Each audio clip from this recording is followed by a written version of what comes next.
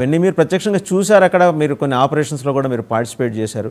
As it ఈస్గా యుద్ధ వాతావరణం ఉందని మీరు అనుకుంటున్నారా తక్షణం? ఎందుకంటే నిన్న నుంచి చూస్తున్నాం మీడియా రిపోర్ట్స్, ప్రత్యేకించి ఇంటర్నేషనల్ మీడియా రిపోర్ట్స్ ఏముంది మరి కాసేపట్లో సర్జికల్ స్ట్రైక్, ఈసారి సర్జికల్ స్ట్రైక్ కాదు ఏకమొత్తంలో దాడే అంటున్నారు. మీరేమంటారు డాక్టర్ బిఎన్ రమేష్ గారు?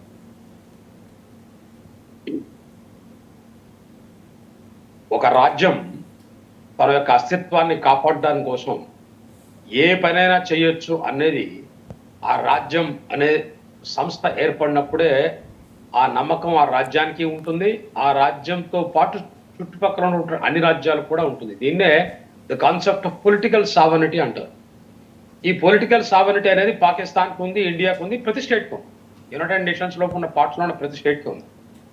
ఇంటర్నేషనల్ రిలేషన్స్ లో మనం చూసేది ఎక్కడనంటే ఎక్కడ ఏ యుద్ధం జరిగినా ప్రస్తుతానికి కానీ ఇంతకుముందు 100 సంవత్సరాలుగా జరుగుతున్న యుద్ధాలు చూసినా, అంతకుముందు జరిగిన యుద్ధాలు చూసినా, ఎక్కడ చూసినా కూడా ఇలాంటి ఇన్సిడెంట్స్ అనేవి ఈ చింగారి అంటారు, ఒక ఎక్స్ప్లెనేషన్, ఒక చిన్న ఇన్సిడెంట్ ద్వారా అవి ఉత్పన్నం అవుతాయి.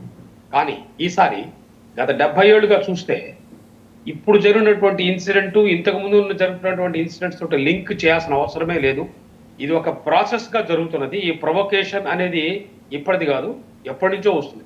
గోద్రా అనేది ఒక ప్రొవొకేషన్, నిన్నటి జరిగిన ఇంకోటి ప్రొవొకేషను, పుల్వామా ఒక ప్రొవొకేషను, దాని మీద ఉన్నటువంటి ఆర్మీ వ్యవస్థల మీద జరిగిన దాడి ఇంకొక ప్రొవొకేషన్. ఇలా స్టెప్ బై స్టెప్ జరుగుతూనే ఉన్నాయి. ఎప్పుడైతే ఢిల్లీ తన యొక్క అస్తిత్వాన్ని కాపాడడం కోసం ఇంటర్నల్ సెక్యూరిటీ డాక్టర్ని కంప్లీట్ గా వర్కౌట్ చేయగలిగిందో అప్పుడు టెర్రరిస్ట్ అటాక్స్ అనేవి చాలా తగ్గిపోయినాయి. నిన్న జరిగిన అటాక్ ఇంటెలిజెన్స్ ఫెయిల్యూరా కాదా అన్న విషయాన్ని ఇప్పుడున్నటువంటి రెస్పాన్సిబుల్ గవర్నమెంట్ ఆల్రెడీ యాక్సెప్ట్ చేసింది. దేర్ వాజ్ సమ్ ఫెయిల్యూర్ అని నిన్న జరిగినటువంటి ఒక అన్ని పార్టీ మీటింగ్ లో ఒప్పుకోవడం జరిగింది.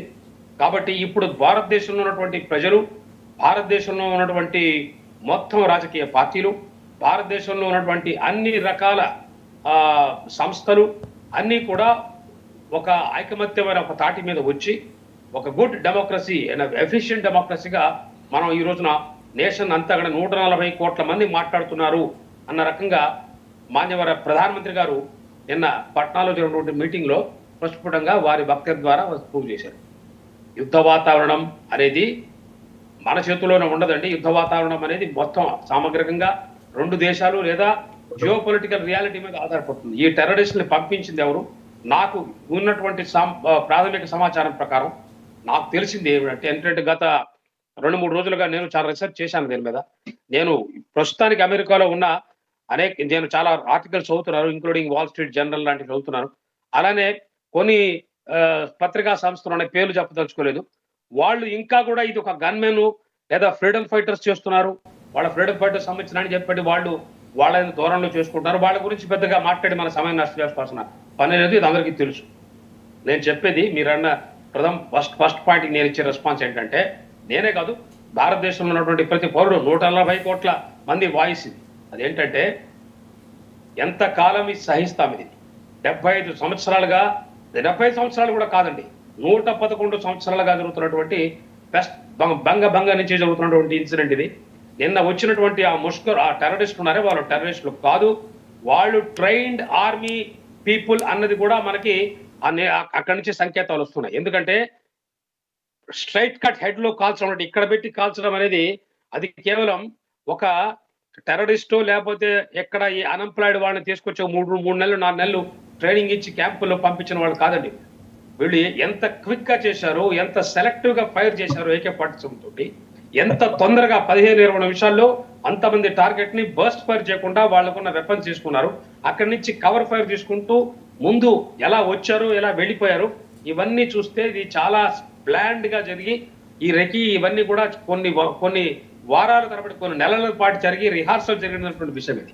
మరొక విషయం, ఎక్కడ సెలెక్ట్ చేసుకున్నారు మిడోస్, ఈ అనంతనాగ్లో ఉన్నటువంటి మిడోస్ అనేది అప్పట్లో మేమున్న టైంలో కూడా అక్కడ పర్యాటకులు వచ్చేవాళ్ళు, ఆ తర్వాత కూడా వచ్చేవాళ్ళు. ఇవన్నీ అది అప్పుడు ఇవన్నీ కూడా పెద్ద పెద్ద సంస్థలు నడిపే హోటల్స్ అండి. ఇవి ఇండివిజువల్ గా ఏదో ఓ చిన్న పూటకోళ్ళు పెట్టుకునే సంస్థలు కాదు. ఇవి చాలా పెద్ద సంస్థలు, ఇంటర్నేషనల్ గా బుకింగ్ చేసే సంస్థలు ఇవన్నీ.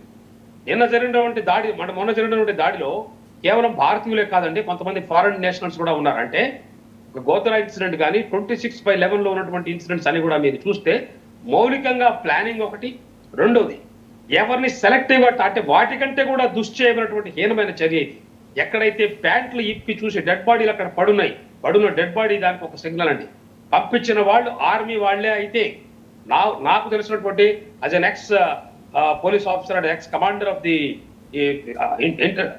యాంటీ టెర్రరిస్ట్ ఆపరేషన్స్, నాకున్నటువంటి అభిజ్ఞానంతో, నాకున్న ఎక్స్పీరియన్స్ తోటి, అవగాహనతోటి ఖచ్చితంగా చెప్తాను, ఇది టెర్రరిస్టులు లేకపోతే లష్కర్ ఇ తోయిబా రిక్రూట్ చేసినటువంటి అన్ఎంప్లాయబుల్ గా ఉండేటువంటి పాకిస్తాన్ ముల్తాన్ నుంచి పంపించినటువంటి వాళ్ళు చేసిన పని కాదు ఇది. ఇది ఖచ్చితంగా పాకిస్తాన్ బాగా ఎవడైతే మునీర్ అనే వ్యక్తి ఏ రకంగా చెప్పాడో ఆ చెప్పడంలో ఉద్దేశంలో కరెక్ట్ గా పెద్ద కాన్స్పిరసీ అండి. నిన్న కూడా నేను చెప్పడం జరిగింది మీకు. ఈ కాన్స్పిరసీ వెనక ప్రస్తుతానికి భారతదేశం చేస్తున్నటువంటి ఆ పురోగతిని స్టాప్ చేయడం కోసమే చేసిన కుట్ర ఇది. అయితే ఈ కుట్రగా మనం నిమ్మకం నీరెత్తినట్టు కూర్చుంటామా, లేదా సరైనటువంటి సమాధానం ఇస్తామా? ఎవరైతే తన యొక్క మేజర్ సెక్యూరిటీని కాపాడగలేకపోతాడో వాడికి డెవలప్మెంట్ గురించి ఆలోచించే హక్కే లేదండి.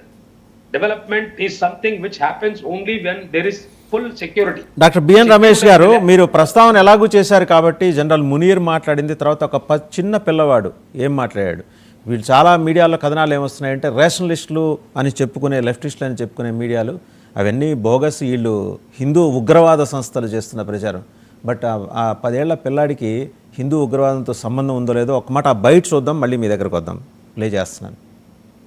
ముందర మునీర్ ఏం మాట్లాడాడు? Munir, incessant struggle we have been doing for several